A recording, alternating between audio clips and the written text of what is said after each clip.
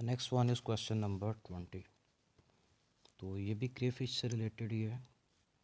The statement is discuss crayfish under the following headings: nutrition, respiration, circulation and nervous system. इसी question की मतलब कि ये long question है और इसकी हेडिंग एक दूसरी तरह से भी बन सकती है कि discuss the maintenance functions in crayfish या discuss the maintenance functions in crustacea या एक्सप्लेन या discuss class crustacea in terms of maintenance या in terms of nutrition, respiration, circulation and nervous system. तो स्टेटमेंट कई तरह से बन सकती है। मेंटेनेंस एक्टिविटीज़ का मतलब ये बॉडी के सिस्टम्स यानी कि फिजियोलॉजिकल सिस्टम्स होते हैं। तो इसलिए इससे कंफ्यूज नहीं होना। कोई भी क्वेश्चन आपके कोर्स से बाहर से नहीं आने लगा। जितना मुकम्मल कोर्स है वो आपके नोट्स पे मौजूद है। मज़ीद किसी चीज़ की समझ नहीं लगती या रेफरेंस के लिए बुक चाहिए तो अपनी original book Miller and Harley उसको देखें, और अगर अभी तक किसी के पास नहीं है तो वो मेरे से ले ले। तो फर्स्ट ऑफ ऑल इसके अंदर न्यूट्रिशन है और यही जो डायग्राम इस वक्त आपके सामने आपके नोट्स के पेज नंबर 237 के ऊपर ये बनी हुई है। तो इसी के अंदर इसके सारे सिस्टम्स हैं जिनको हम वन बाय वन डिटेल से डिस्कस करेंगे और नर्वस सिस्टम के लिए ज़रूरत पड़ने पे हमको दूसरे डायग्राम से रेफरेंस ले लेंगे। फ़र्स्ट ऑफ ऑल इसमें आता है न्यूट्रिशन। तो न्यूट्रिशन के अंदर जो क्रेफिश है ये प्रेडेटर है, दूसरे छोटे इन्वर्टिब्रेट्स को खाते हैं, बाज़ औक़ात प्लांट मैटर को खाते हैं, या फिर इनको अगर पानी में कोई मरा हुआ जानवर मिल जाए तो ये उसको खाते हैं। In most of the cases ये जो क्रस्टेशिया है सारे के सारे, जिसमें लॉबस्टर और क्रैब्स भी आते हैं, क्रेफिश भी आती है, ये सारे और जो ऑक्टोपस वगैरह होते हैं, ये इकट्ठे मिलके कोई ऐसा जानवर जो अभी ज़ख्मी होता है, मरा नहीं है, उसको ज़िंदा को ही खाना शुरू कर देते हैं। तो इसके डाइजेस्टिव सिस्टम को भी बेटे 3 हिस्सों में डिवाइड किया जाता है: फोर गट, मिड गट और हाइंड गट। यानी कि जिस तरह से हमने यूनिरेमिया के अंदर 3 डिवीजन्स पढ़े थे, इनके अंदर एग्जैक्टली सेम 3 डिवीजन्स होते हैं। तो फोर गट के अंदर एक बड़े साइज़ का स्टमक होता है, ये बना हुआ है आपके सामने। तो इसका एक हिस्सा गिज़र्ड का काम करता है, यानी कि it is specialised for grinding the food. उसके बाद इसके नीचे ही डाइजेस्टिव ग्लैंड होता है। ये डाइजेस्टिव ग्लैंड है, ये यहाँ पे बना हुआ है, ये इसकी लेबलिंग है, जिसका काम होता है डाइजेशन से रिलेटेड एंजाइम्स और सेक्रीशंस पैदा करना, और इसके अलावा डाइजेशन की कुछ प्रोडक्ट्स को बजाते खुद एब्जॉर्ब करना। उसके बाद आता है मिड गट वाला पोर्शन। तो ये स्टमक से आगे शुरू होता है और इसको इंटेस्टाइन भी कहा जाता है। तो स्टमक के फ़ौरन बाद ये जोकला पोर्शन जा रहा है, ये वाली ट्यूब, इसको इंटेस्टाइन कहते हैं, येलो कलर से बना हुआ है। और एक छोटा सा पोर्शन लास्ट पे होता है जिसको हाइंड गट कहा जाता है। हाइंड गट बिल्कुल यहाँ पे करके होता है। टोटल जो सारी इंटेस्टाइन यहाँ से लेके यहाँ तक ये मिड गट का पोर्शन है, और लास्ट के ऊपर जो इसका एनस के आसपास का थोड़ा सा पोर्शन है, इसको हाइंड गट कहा जाता है। तो इसका काम है एक्सक्रीशन ऑफ अनडाइजेस्टेड फूड, और ये वाटर और साल्ट की ऑस्मो रेगुलेशन के लिए भी यूज़ होता है। दूसरा इसके अंदर आता है रेस्पिरेटरी सिस्टम।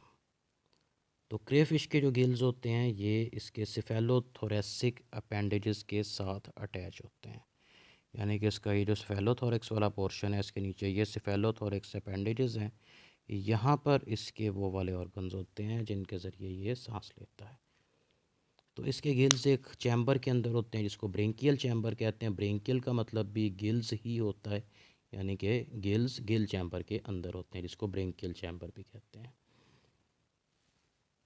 तो इसके अंदर जो कैरापेस यानी कि इसका जो ऊपर वाला पीस है और लेटरल बॉडी वॉल, इसके अंदर हमने जो प्रीवियस इससे क्वेश्चन है उसमें पढ़ा था कि यहाँ पे कट होता है जिसको सर्विकल क्रेविस कहा जाता है। तो वो कट ही होता है जहाँ से पानी अंदर जाता है और उसके अंदर से ये गैस एक्सचेंज करते हैं। तो इसके अंदर जो इसका सेकंड मैक्सिला है, इसका एक पोर्शन होता है जिसको स्कैफोनेथाइट कहा जाता है। तो उसके बीट करने से, यानी कि उसके चप्पू की तरह आगे पीछे मूव करने से जो पानी है ये अंदर गुज़रता है और इसके ब्रेंकियल चैम्बर से होता हुआ बाहर चला जाता है। तो ब्रेंकियल चैम्बर के अंदर गैसेस का एक्सचेंज होता है, यानी कि कंसंट्रेशन में डिफरेंस की वजह से इसकी जो कार्बन डाइऑक्साइड है वो पानी के अंदर, और पानी से जो ऑक्सीजन है वो इसके सर्कुलेटरी फ्लूइड के अंदर, यानी कि जो ब्लड या ब्लड लाइक फ्लूइड होता है इनके अंदर, उसमें चली जाती है। तो इसकी मोस्टली स्पीशीज़ के अंदर ब्लड होता है, लेकिन वो हमारे ब्लड की तरह का नहीं होता, वो स्काई ब्लू कलर का या जिंक कलर का होता है।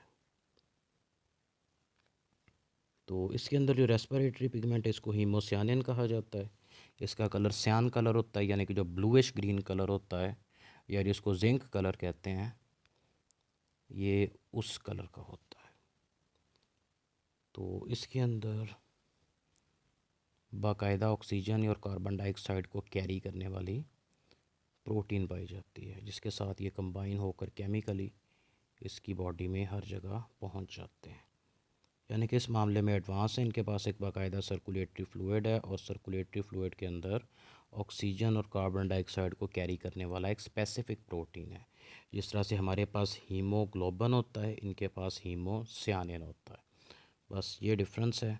इसी वजह से मोस्टली जो जोलॉजिस्ट हैं इसके सर्कुलेटरी फ्लूइड को ब्लड ही कंसिडर करते हैं, क्योंकि ब्लड वो फ्लूइड है जिसके अंदर एक तो कोई ना कोई ऑक्सीजन या कार्बन डाइऑक्साइड को कैरी करने वाली प्रोटीन होनी चाहिए, दूसरा उसके अंदर सेल और सेल लाइक बॉडीज़ होनी चाहिए।